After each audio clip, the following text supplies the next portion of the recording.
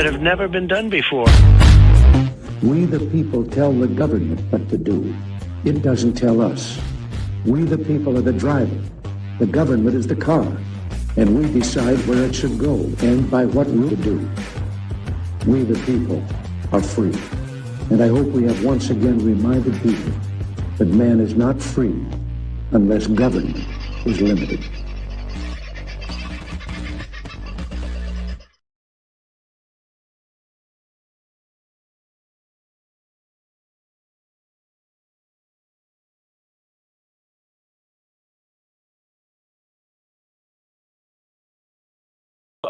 And then put me up. There you go. I'm talking to myself.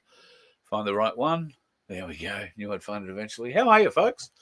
How was your weekend? Did you put in a good one? Was it relaxing in some way, shape, or form?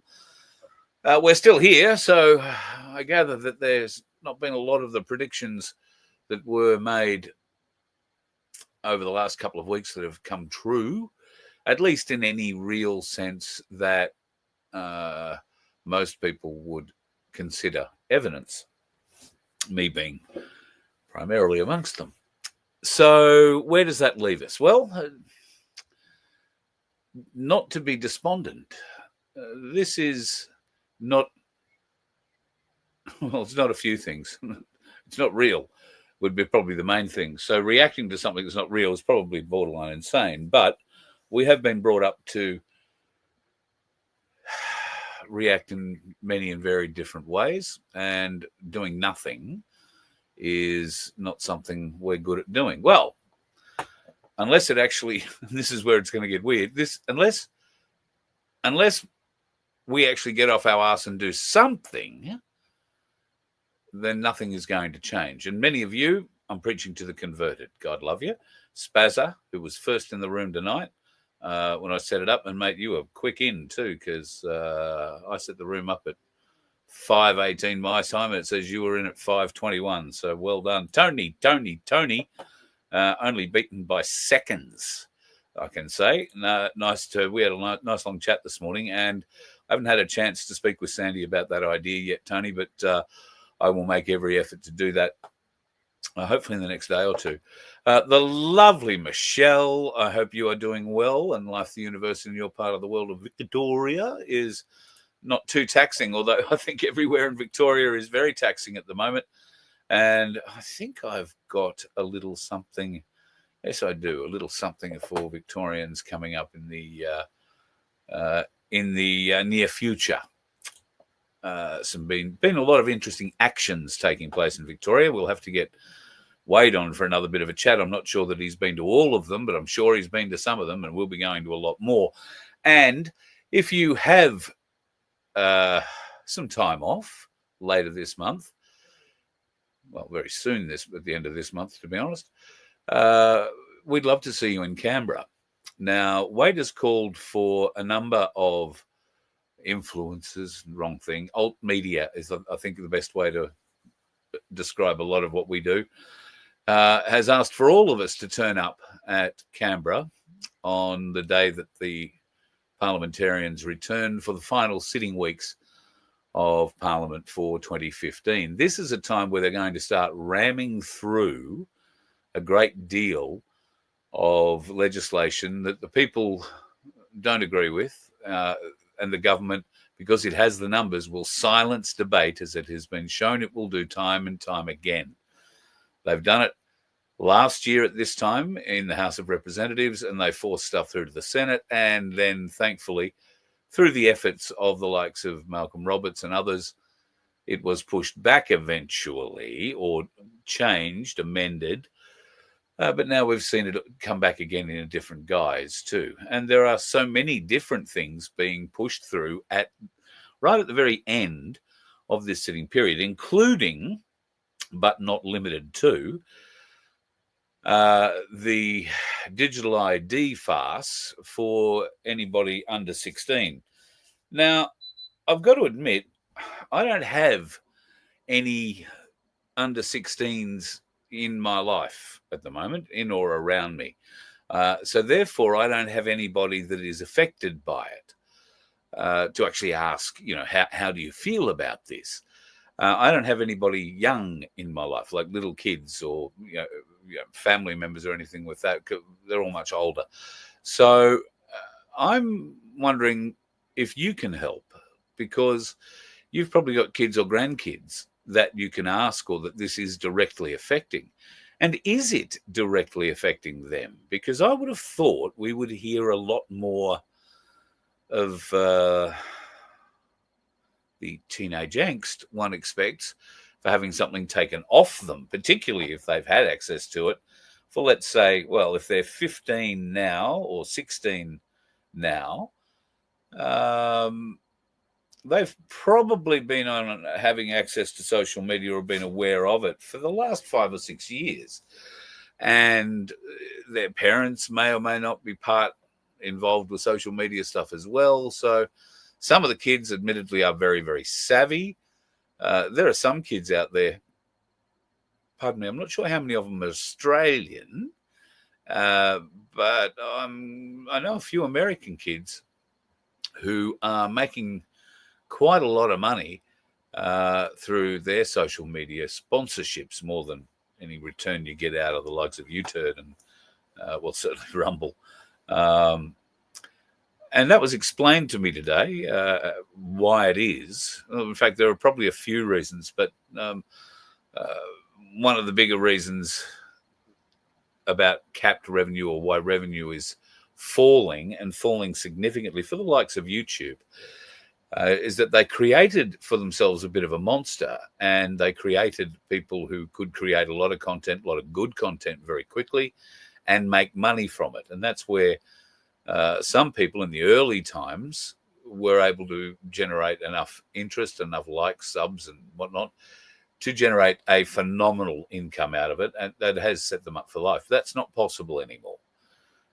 You would have to have 2, 3, 4, 5, 600 million views before you got anything like $1 million in a month. So that kind of thing is very hard to keep generating. But you see the likes of Mr. Beast and, well, name any other YouTuber you watch. These days, they've got some form of sponsorship from a business helping them go forward. So that is obviously a model that Vince and I are going to be looking at for FBN moving forward. And I guess if there's anybody that wants to sponsor the Voice of Freedom, we're always happy to hear from you.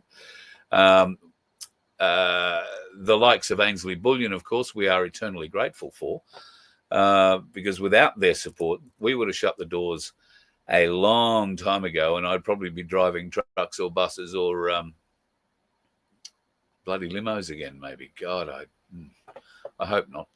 Although I don't think there's much money in driving limos anymore, and I refuse to drive Uber for a variety of reasons. I did drive Uber for a while, just to see what it was like, and I could do it on my own terms, but it became problematic when people didn't want to get out of the car, and especially drunks. And Uber, you make the most money at night, particularly over the weekends, and I found it to be a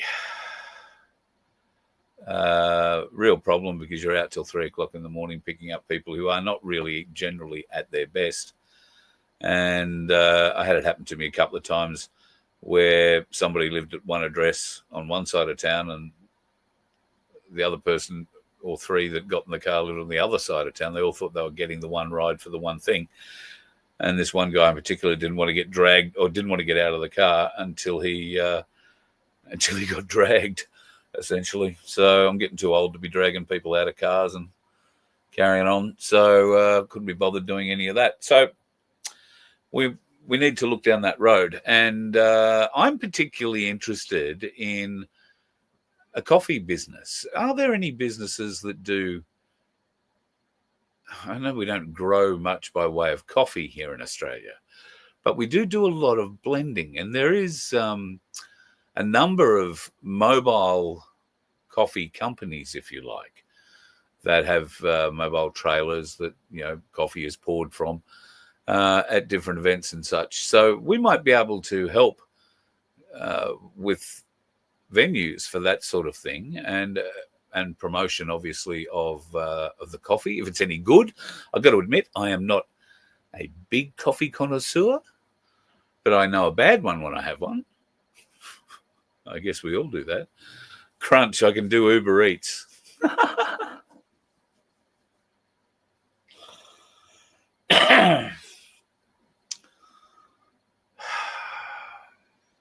Okay, so one of the issues with Uber Eats is that the best money you will make around Uber Eats is in high-density, high-rise areas.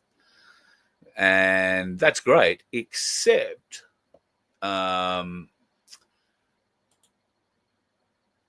Peter, I'm going to get back to your statement. It's great because you don't have far to travel. However, there is no parking.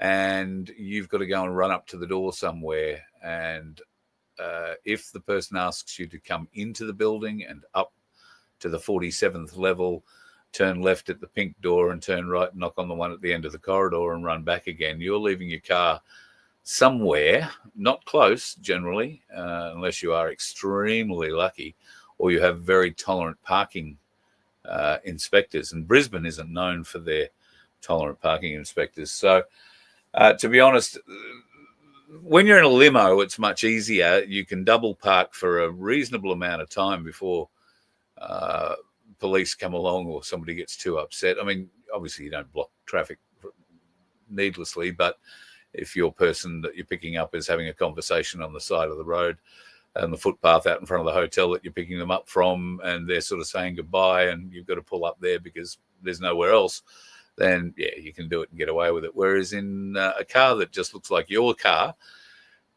with a little Uber sticker in the back window can attract a bit more attention and a lot more abuse. Not up for that. Pete, what is this? Carl, you can drive a tractor and chase a bin all year round here. Lots of 50-plus-year-olds because they don't want a reckless kid. Well, listen, Pete, I might take you up on that. In the last few days, while we've been helping Keith out, and when there's been some terrible rainstorms and all that sort of stuff, I've been watching. I don't know how it turned up on my feed, but YouTube decided to feed me a channel called the Jackson Brothers, and these guys own huge. Well, I don't know if they own all the properties. I think they do. Huge cropping interests, I think, somewhere in Western New South Wales or northwestern New South Wales, might be up near Moree. And I've been watching them with headers, going through different sorts of crops, wheat, barley, chickpeas. They set a header on fire with chickpeas. Who knew? They also had to replace a header's engine, which is essentially how I found them. That was an amazing job. They replaced this friggin' engine inside. I'd never seen the inside of a header before. Always interested me how they worked. So, yeah, that one had me hooked for an hour. I watched that whole video. And they replaced the engine in this New Holland header. I was amazed. So, in answer to your question, I would love to drive a chaser bin. And can I say, from December 25, or say December 26, my services are available. If anybody needs somebody to drive a truck, I have an HR license. I can drive. No, I can't. I've got an HR license, so it's got to be a rigid truck. So I can drive trucks with bins on them, but I can also drive tractors. I have experience with tractors. I've never done a chaser bin, but I've watched enough videos about it now that I understand the process and how it works. And I'll bring a lot of X39 patches because I don't know how the seat will go. Might have to wear a bra as well, just between you, me, and the gatepost. But yeah, after December 26th, I'm up for that.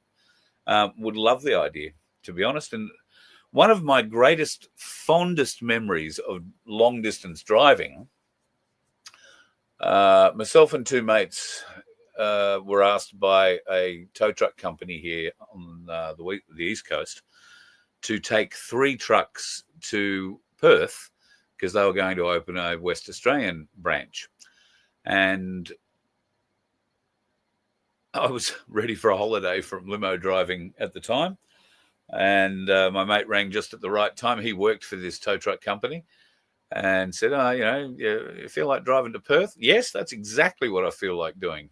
Not having to talk to anybody, drive, see the world, and have somebody else pay the fuel for it. I thought that was a bloody great idea at the time. And as it turned out, it was quite the adventure, but we treated it not like a race, but we didn't mess about. We didn't stop and see the sights or anything like that. We tore us over there and tore us back again.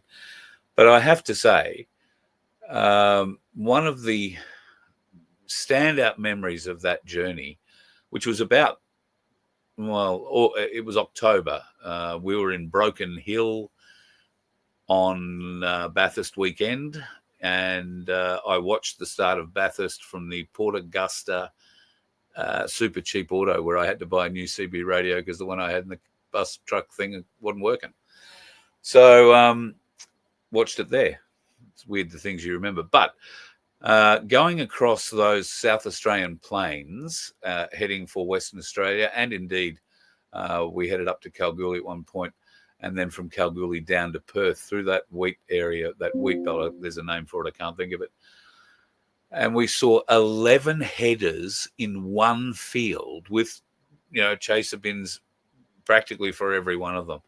And they were mowing through this beautiful, I gather it was wheat. It was just, could have stopped and taken a picture, but didn't. So got to get better at stopping and taking pictures of things like that, because they were going up sort of this hill as well. It was just one of the most beautiful pictures I've ever seen. Visions I've seen, and really Australian, I thought. But shit, 11 headers in one paddock, and you couldn't see the boundary of the paddock. It was thousands of acres. So, but very happy to go and give that a go. Anybody interested?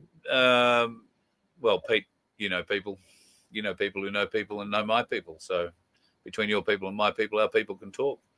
I won't be available in May, though, at least for the first couple of weeks, because on May the 4th, I expect everybody to be dressed up as a Wookiee or an Ewok or Princess Leia. I'm personally coming as Jabba the Hutt, because we're going to be climbing aboard the good ship Lollipop, or I don't even know its name, and going on our 4-day cruise, which will head from Brisbane up to Airlie Beach, where no doubt we will have quite a party, and then head back again and have another party on the way back again. Now, because most of us that will be travelling will be of a certain age, that partying may not consist of copious amounts of alcohol, but for some it might. Me, on the other hand, I'm going to say no. But what I say and what I do, what do they say? What happens on the water stays on the water. It won't be anything like that. I am encouraged, though. I've been hinting at musicians and putting together some sort of little event. I've relocated again. We've got Keith and his place sorted, and I think the deal with Keith was he sold the house and had a stroke he had 3 weeks left to get out, basically. And he had a stroke at the head of that 3rd week, and he needed a bit of help to get a lot of stuff off his land. So house cleared today, and everything finalised today. So I'm really happy for him, and he and Carleen will be able to go and do the things that they wish to do, and getting better, having a bit of a rest after this big move and after the stroke. It was only a small one, but even still, you've got to be careful of these things. Watch your blood pressure, lose a bit of weight. Isn't it all the things we've all got to do? So God bless him. He is a wonderful man, and he fixed the water leak in the bus. No problems at all. He also fixed my hydraulic issues, which was wonderful. And we've still got a bit of an issue with the steps, but that's because I'm not brave enough to do my own wiring just yet. Because if I pull the wrong wire from here and stick it in the wrong hole from there, we're likely to get a little bit of smoke, possible flames, and shortly an insurance claim that's likely to be denied, mainly because I don't have it insured at the moment. So got to get it registered before you can insure it, I suppose. No, you don't, I guess. So at any rate, that's the current state of affairs. And yes, open for a bit of travelling, and if I can drive a tractor for someone and pick up some grain, dump it off somewhere, very happy to do it. I could do do shows live from the tractor. Yes, I could. I don't know how they're going to like me attaching. I'd have to get a new iPad because the old one's buggered, but I'd have to get an iPad and attach it to a window somewhere so I can still do the research that I need to do, so that I can bring you a bit of a show, which is, interestingly, my new hosts have discovered today. I've seen them twice. Once, about 10 o'clock this morning when I put my awning out, and once about half an hour before the show got going. So I tend to sit around and it looks like I do nothing. But, tonight I've managed to talk for 22 minutes about nothing. So maybe I should get into it a little bit. It just feels like forever since I've answered all your questions. You're going to stick to opal mining, Andy? Don't blame you, brother. Don't blame you. Although I'm told that opal mining is... the mining part is hard enough, but at the moment it's finding someone to sell them to. Like, the buyers are a bit scarce on the ground. I don't know if that's the case or not. I'd love to learn how to drive a header too, but I believe there is a hierarchy, as there is with all these things. And I suspect if I was given a tractor to sit in and tow a bin along, I would be given the oldest tractor that they had until I could prove that I was capable of looking after it. And maybe something that had a softer seat and some air conditioning came available later. But I could be wrong. But I think learning to drive a header would be absolutely peak, and I would love to do that. I might have to have a talk to the Emmets, Emmet Motors, through the Mallee and Wimmera and South Australia. Supply a lot of New Holland and John Deere stuff. Well, I grew up with those boys, so maybe I can ask a favour, get some lessons, and be introduced around. I don't know, Pete. You know them. We might be able to see what we can work out. Be a hell of a lot of fun, got to say. All right, I'm just Pete. I saw some photos. I haven't got them up here. Peter is in the middle of Pete from Pinaroo, in the middle of cropping at the moment too, although his next door neighbours are pulling barley off at the moment. And his crop, I think he said, was still a week or two away. And there may or may not be some garlic up for Voice of Freedom followers in the near future if you want some. Although I don't know how we go about sending it interstate. Are there laws about that? We better look into it. But we'll see what we can do. Jindalee, the cast members in Star Wars had to sleep with Spielberg, including the guy that played R2-D2. That's getting a bit weird, just between you, me, and the gatepost. Even the Ewoks. I'll be more worried about the Wookiee. I bet James Earl Jones breathed a sigh of relief. He was just the voice. I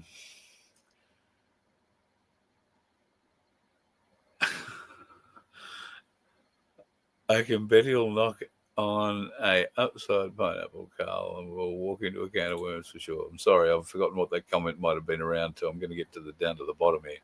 Every time I get to the bottom, it jumps halfway back up the screen again. So you're all talkative tonight. You've got an old International forklift tractor. I think I remember seeing it when we were on your property that day. Have to wear a paintball mask to stop the stone chips and rocks when the dirt roads.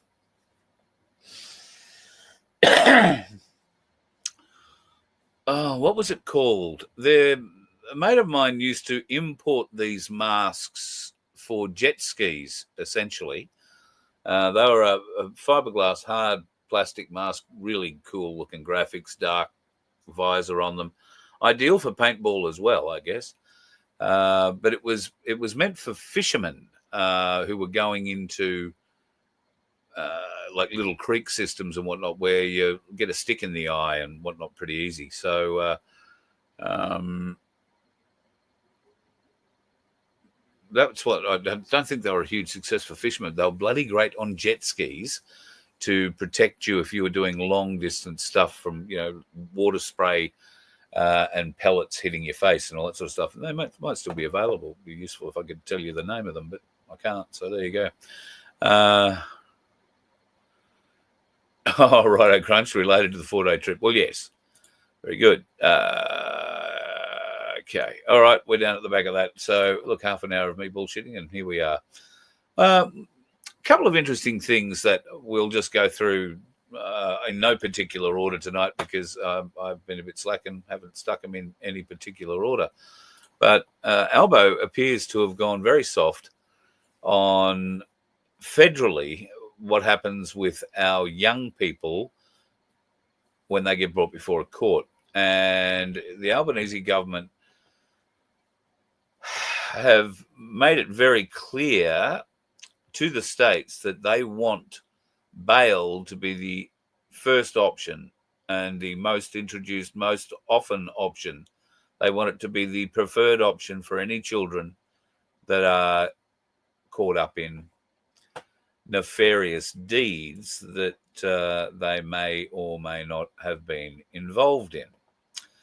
Now, I'm pretty confident that Albo, and we all know that Albo has, well, look, I'm being unfair. It's not just Albo. It is the entire political system have been struck with the idea that the people might be onto them in this country, and that they've worn out their ability to tell lies and to gaslight us. So now they are trying to sway the voter base. And I saw this the other day, which I just thought was so apt, that this is exactly what is happening. And it's not just one nation's country or one country's people that are being brought in. It's a variety of them, but they're a variety that, particularly some coming from the Africa continent, it's just untenable with Australian or Western Christian values. And Melbourne is showing great evidence of that at the moment, with predominantly youth crime. Another break-in over the weekend, or not so much a break-in. There was a 19-year-old walking along the street with a bag or a backpack, and a car pulled up. That car had been stolen hours earlier in a different suburb, and a girl and a guy get out of that car and attack the 19-year-old, trying to get the bag off him. He fights back. Eventually, he winds up getting slashed by the guy who's carrying the knife. He drops the bag, the girl picks it up, they run off to the car, and off they run away. Both were later found and arrested, the car too, but it wasn't arrested, it was just found. The kid, non-threatening injuries, non-life-threatening injuries. However, terrifying to be walking along the street and have these thugs get out, and they were, if not immediate immigrants, then sons and daughters of immigrants, if you like, that have just come in on the boat. But these kids were not young. They were 17, I think, and 18. And it's just a symptom of what's happening in Melbourne, but in other places too. Now, Victoria is supposedly hardening up on youth crime. I don't see any evidence of it yet. I see a lot of bullshit coming from the woman who claims to run the state, but very little action. And in fact, whistleblowers are saying that exactly the opposite is taking place inside the Victoria Police Force, and particularly inside the justice system, where they've been told essentially to put everybody back out on the streets. Bail, bail, bail, bail, bail. And the crimes that were committed yesterday against that young 19-year-old man were committed by one fella with the blade who was out on bail for committing a similar crime 2 weeks earlier, or a number of weeks earlier. Just makes you a bit sick, doesn't it? Does me. Really makes me sick. Kash Patel is in all sorts of shit at the moment. Now, Thomas Massey has been this, one of two people who have been pushing back very hard against the Trump administration and particularly the FBI. Now, Thomas Massie is the man responsible for gaining enough signatures to get the US Congress to demand the release of the Epstein files and the 20 men with whom Jeffrey Epstein trafficked women and girls.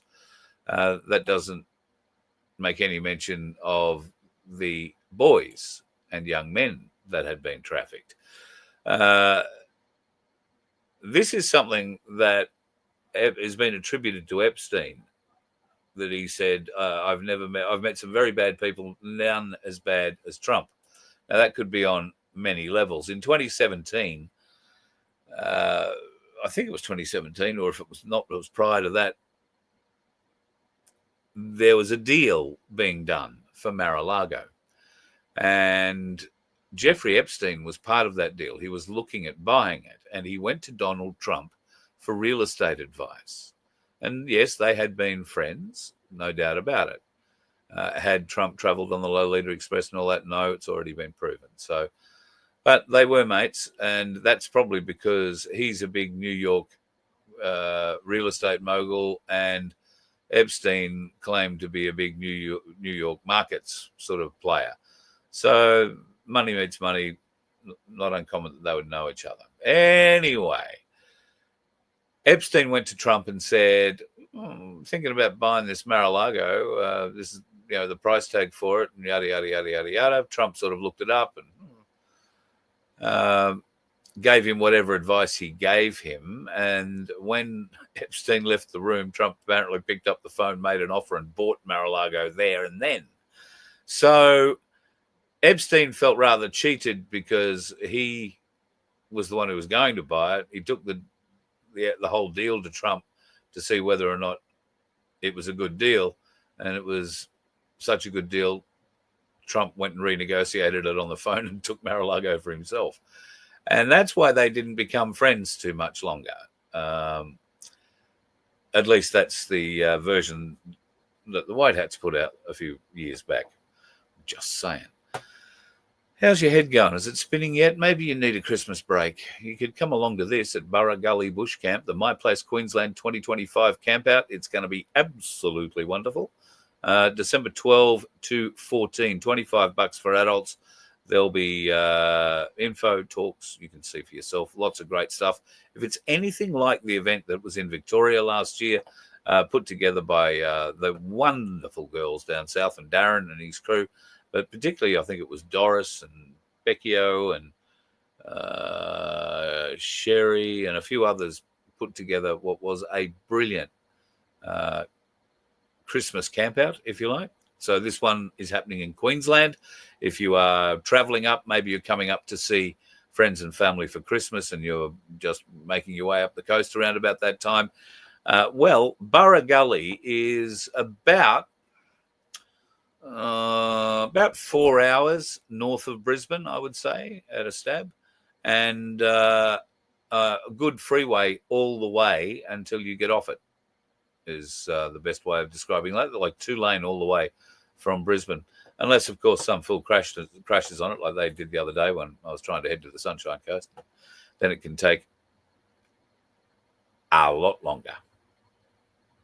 A lot longer. All right, I'm just trying to find... I had a few more things I'd loaded up in here. Oh, yes, we were talking about Kash Patel.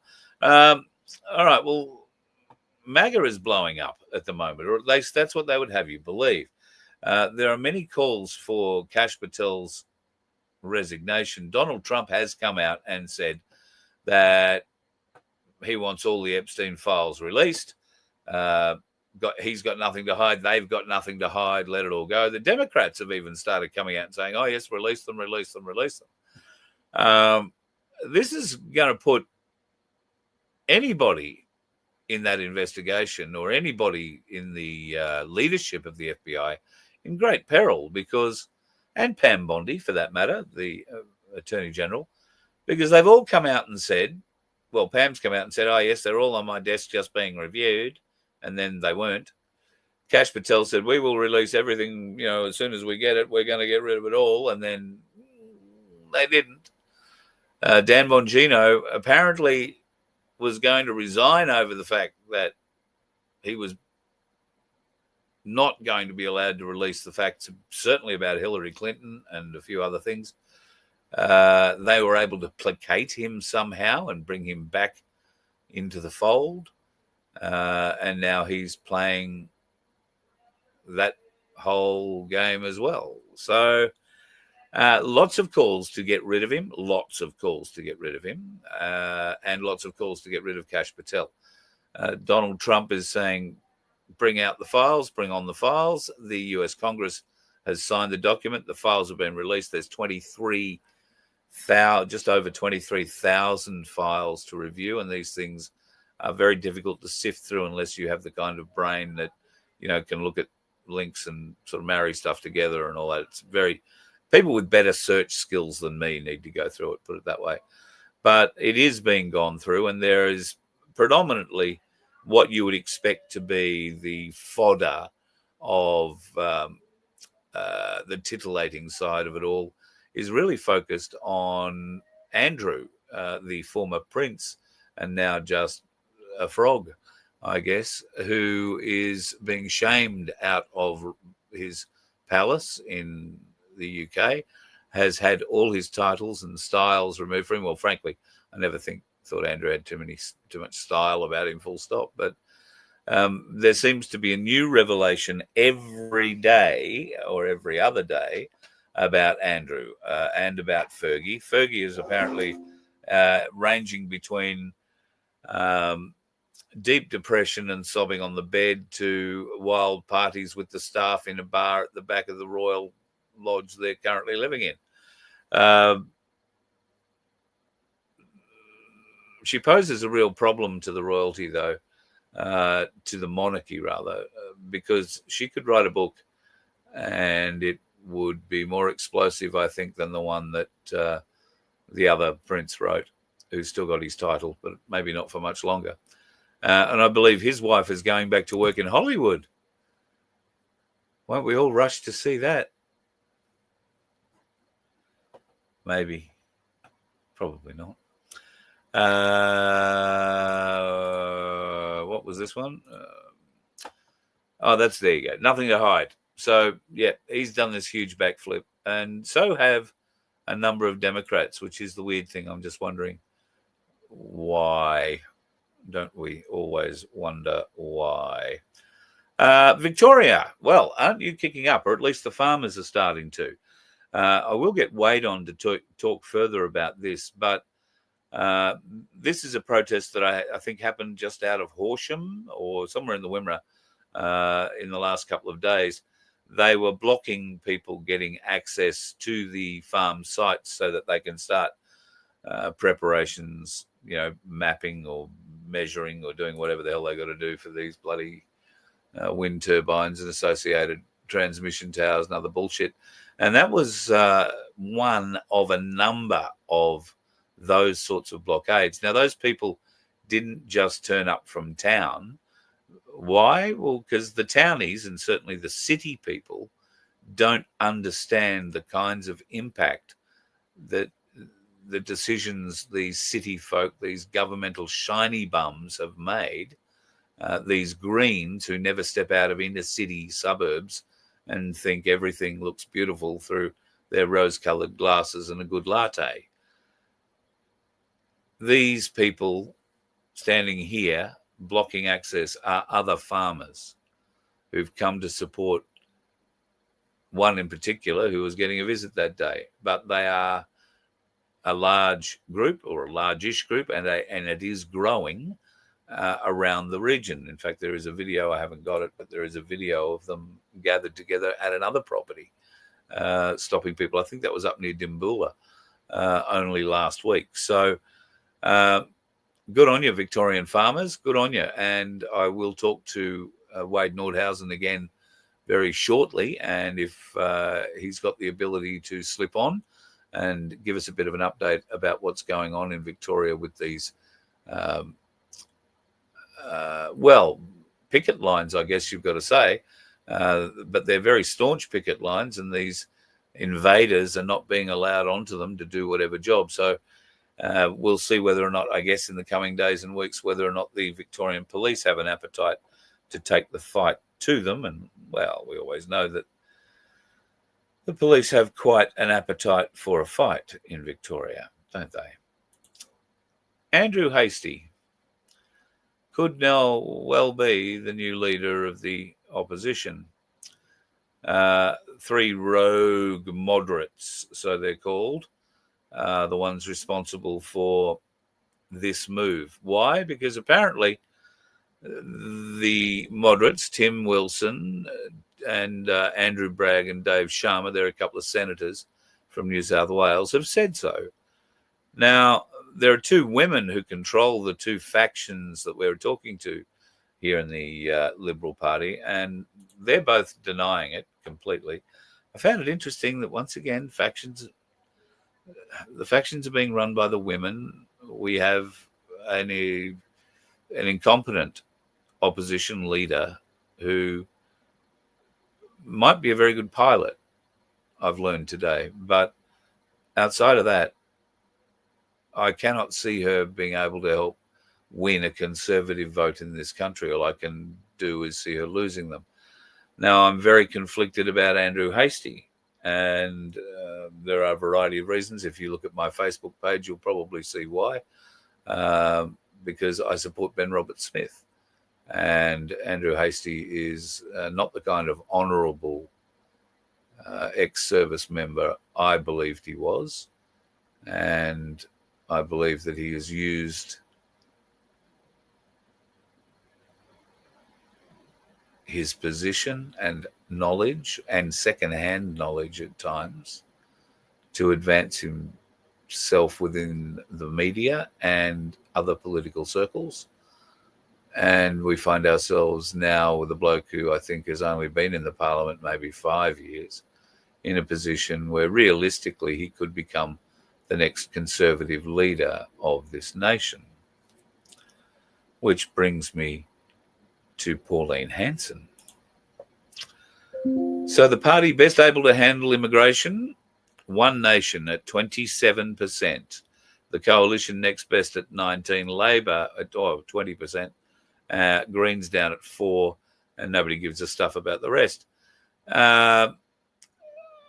Not really a surprise, I wouldn't have thought. And Pauline, I think, would be the first one to admit that this is no surprise. She's been talking about immigration levels in this nation probably for the last 30 years. I think her maiden speech started out with just this very issue. And now, of course, instead of saying, I told you so, she's got herself into a position where she can make a political difference provided they can keep the momentum going. Now, some startling facts in here, in this little article. We've been through them before, but you should be reminded. One Nation wants to cut down our immigration numbers, which is exactly what they should be doing, because our nation's numbers are for shit. Albanese confirmed in its Albanese government in the 2025-26 permanent migration target was set at 185,000 places. That's the financial year 25-26. The most recent analysis from the Institute of Public Affairs found the first 3 quarters of 2025 saw the highest number of permanent and long-term arrivals ever in the history of the company. Net permanent and long-term arrivals, that's net permanent and long-term arrivals for the year to September, totaled 415,760, the highest on record for the period, exceeding the previous record set last year by 6%. Is it any wonder that Pauline Hanson and One Nation can have a 27% showing about best handled to immigration? Are they best suited to handle health? Are they best suited to handle defence? Are they best suited to handle welfare? Are they best suited to handle some of the more subtle issues like gun control. There's one you probably weren't expecting. But it's a real issue. And there are many people that could provide a vote to One Nation if One Nation provides a sensible way forward regarding gun control. And that by a sensible way forward, I'm referring to the fact that you can get a gun and you don't have to have it taken off you because you happen to hold a sheriff's badge or have certain beliefs or have done certain study that has given you an opinion that others may not like.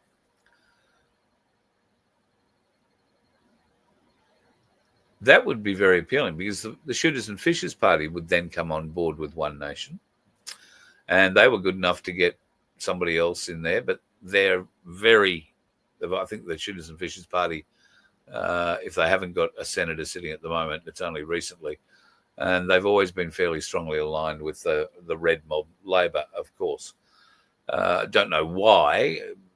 Probably because it's one of those parties that's set up by the likes of the Labor Party to act in opposition, but indeed funnel your vote to them through preferences. So remember that trick that we were shown by one of those things that lives under the party rocks, likes to play power games from behind, but never wants to be seen. One of those people. So yes, there's a bit of that going around.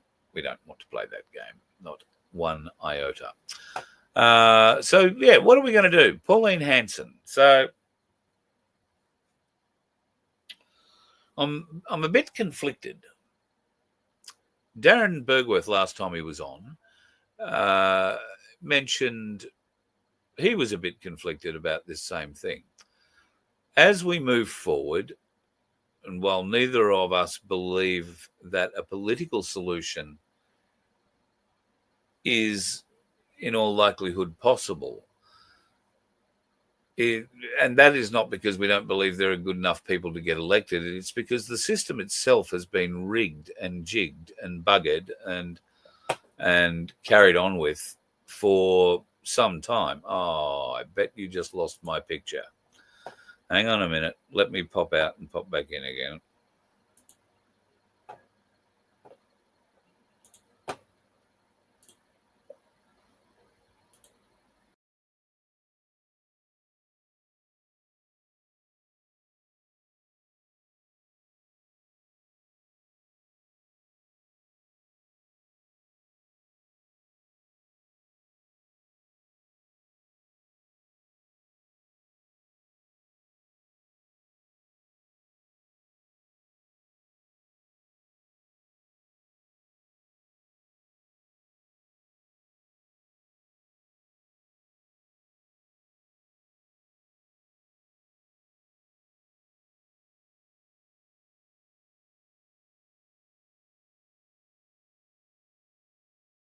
Boo. God, that took a while. Oh, Vincenzo must be putting up things.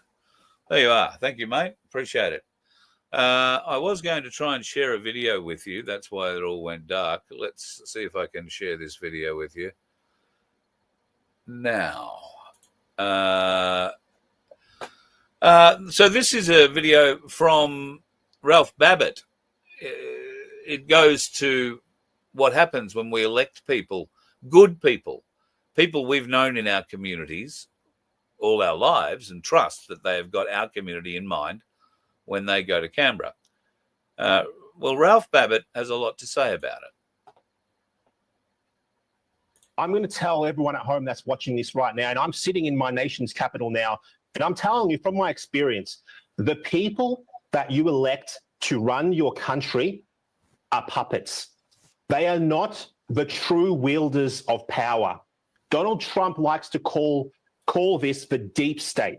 And I'm going to tell you now that the deep state is alive and well in Australia, and it is alive and well in the UK. Of course, it's alive and well in the United States. We're all seeing that play out right now.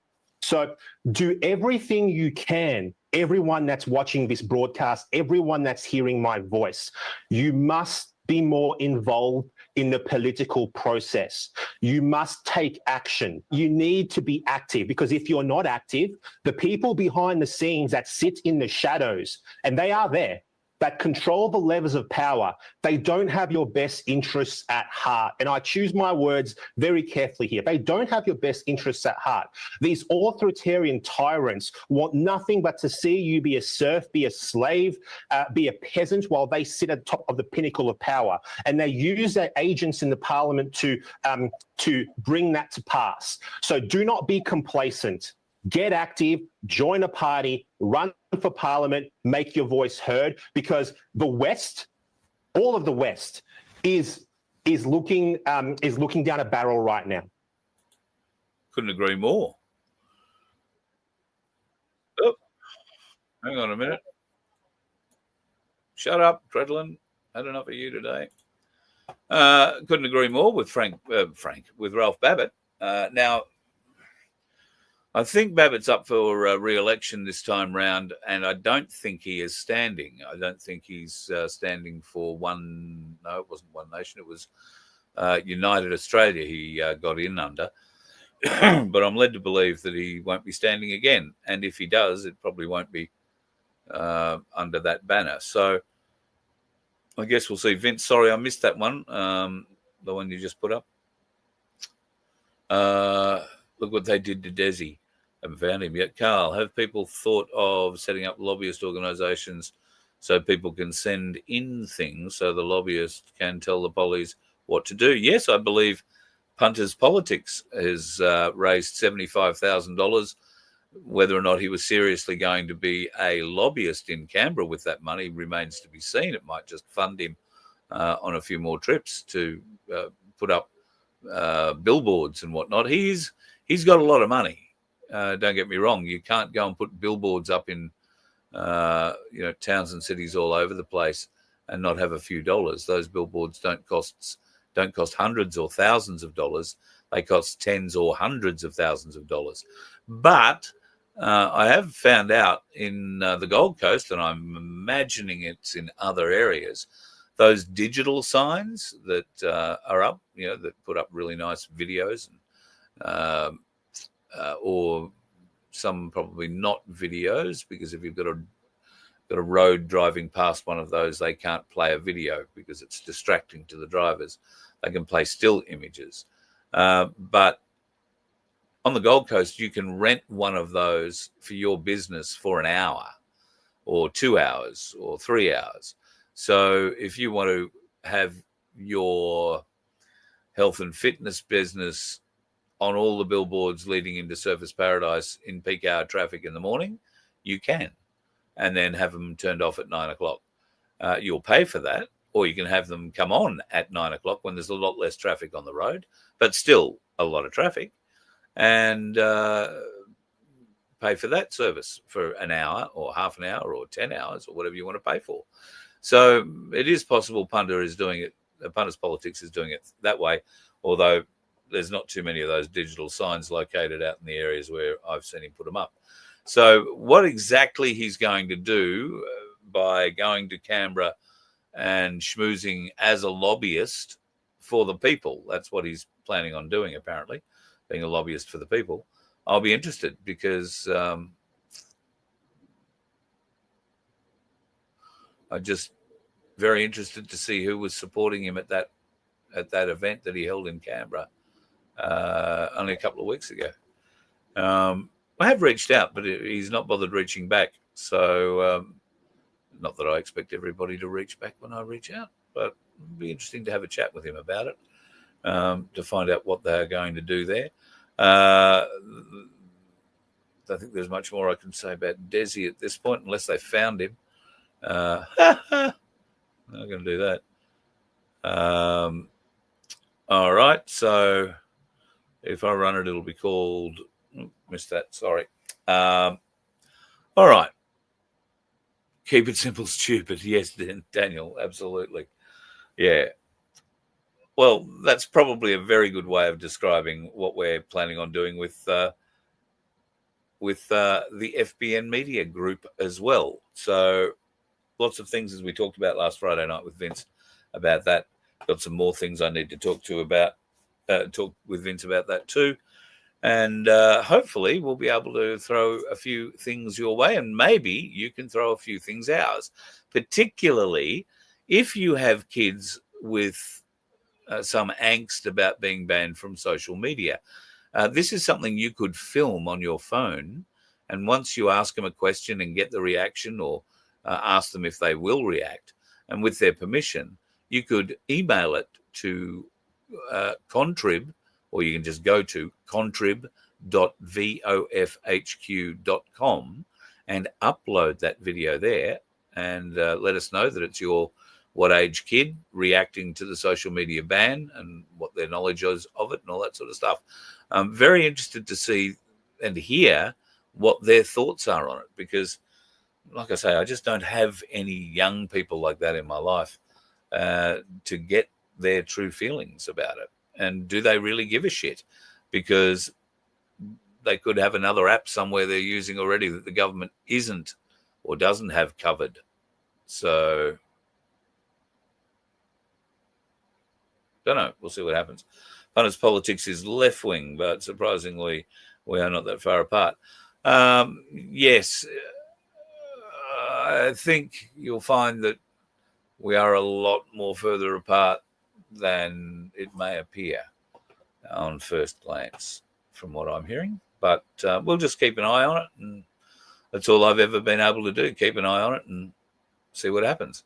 And we've seen over the time I've been doing this, a lot of good people have kept going. Some have imploded. Some have just gone offshore. Some of them are still doing what they're doing. And I had somebody sent me the other day the invitation for membership to the Freedom Union. Folks, if you thought $2.50 a fortnight was a bit stiff for a Voice of Freedom membership, John and his crew are asking for $400. We're happy to take $400 for your membership. We'll put you in every draw from here to eternity, just about, for that. I think I'd have to discuss it with Vince, but if you're prepared to pay $400 for membership to Voice of Freedom, we've got a deal for you. There might be a cruise involved. Interesting. What age, Carl? What was I talking about there? Kids, probably. What was I saying about kids? Don't remember.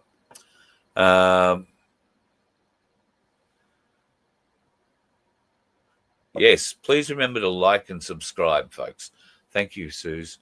Believe it or not, that little thumbs up makes a huge difference in the algorithm. The subscribe, well, I guess that helps it somewhere as well. But we're not doing this to make money out of the whole thing. What we do need, though, is to grow the message.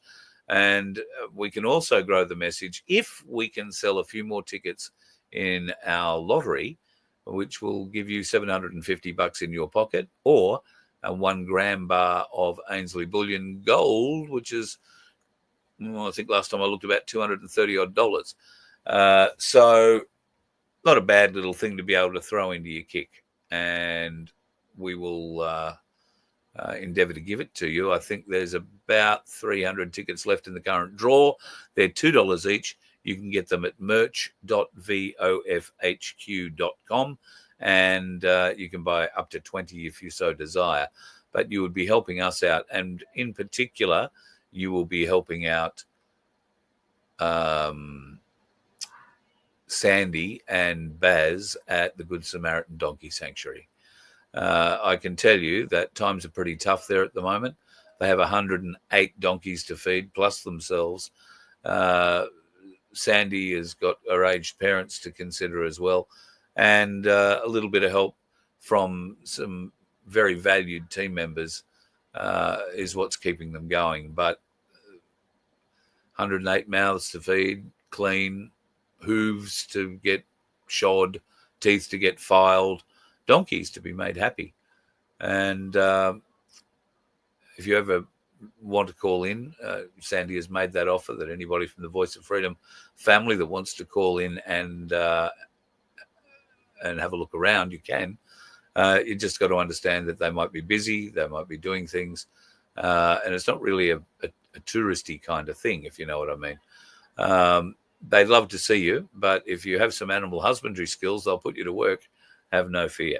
And I'm looking forward to getting back there and catching up with Disco, who seems to have an affinity with my pants for some reason. But anyway. All right, folks, I'm going to love you and leave you for tonight. Tomorrow, tomorrow I've got to do a little road trip tomorrow. We've been on the road today. Actually on the road yesterday. I got to where I am now yesterday, and be here for another little week or two, and then I'll probably head off to somewhere a little more special, and we'll see some friends that we haven't seen in a while face to face, I'm hoping. We have sorted out the water issue with the bus, but we do need your help with getting it re-registered and getting it back on the road. So if you can help, then please, you can donate at Voice of Freedom, vofhq.com, or you can become a member, in which case our $2.50 a month, our $2.50 a fortnight membership is the cheapest version, and then it goes up from there. And it will give you some very exclusive benefits shortly, including automatically being entered in some members-only draws that we have coming up, with prizes that will range from holidays to bullion to a couple of interesting little surprises I'll keep up my pocket. But that and more coming in 2026 for the Voice of Freedom, but only if we can keep our doors open as well. And we do that by the grace of you, the grace of God, and hopefully a little bit of sponsorship, which reminds me, if you're interested and you've been in sales, you know about sponsorships, that kind of thing, we're looking for somebody who can help us out with sponsorship on a commission basis. It'll be a very generous commission. Like I've said, we're not in for this for the money, but we do need some to keep us all on the road. We need people, number of people who are able to sell off the phone. We don't want you traipsing around the countryside, but who can write props, who can back this up, and who genuinely support what we're putting together with Voice of Freedom, but more particularly with the FBN stuff we plan to do for 2026. FBN will be a lot different to what happens here on the Voice of Freedom. The content and everything will be a very different style. So I won't be rattling too many doors there. I'll leave Voice of Freedom to be the door rattler. But we will be looking for some sponsorship. And if you are one of those people who wants to sit at home and make a few bucks, making a couple of phone calls a day, then if you've got a phone number and email, we can maybe do a deal for you. Catching up with Laura was great. Oh my God, that kid, God, Tony. So yesterday wasn't a terribly good day in Brisbane, and Laura came over to help me relocate with the bus, and we're doing some car shuttling and all that sort of stuff. And Keith had asked me if I could do a tip run in the morning with a trailer load of rubbish. And I said, yep, great, no worries at all. I'd have to go and find a tip that would allow me to take the trailer in and drop straight off the trailer. Okay, great. What's in the load? Does it have to be split up? Oh, no, it should be okay, he said. Well, it wasn't. And it turned out that Laura destroyed a pair of shoes, not very happy. Laura and I had to unload by hand a trailer load of dirt and separate from the dirt wood and cement and all sorts of old matting and polythene and God knows whatever else. What would have ordinarily have taken, I don't know, on a dry day where dirt doesn't turn to mud, might have taken half an hour to unload it. I had a shovel, like a little camp shovel that's about 1 meter long, if that. Somebody at the tip took pity on us in the pouring rain and brought over a shovel for us of theirs. We had to shovel this trailer out in the pissing rain. I slipped arse over head, wound up in the mud, rather funnily. Didn't break anything this time, thankfully. By and large, generally had a workout of immense proportions in the pissing rain before we went home, back to the bus here, and moved all of that. We both, thankfully, Laura had a change of clothes. I don't know whether or not she had the foresight, or that's just how she lives, with another wardrobe in the car. But we both had to get changed when we got back here, and covered from head to toe in mud and crap and God knows what. So, yes, we had a very great bonding experience, Laura and I, yesterday at the Browns Plains Recycling Mud Pit. There's probably a few other names I could give it, but I won't.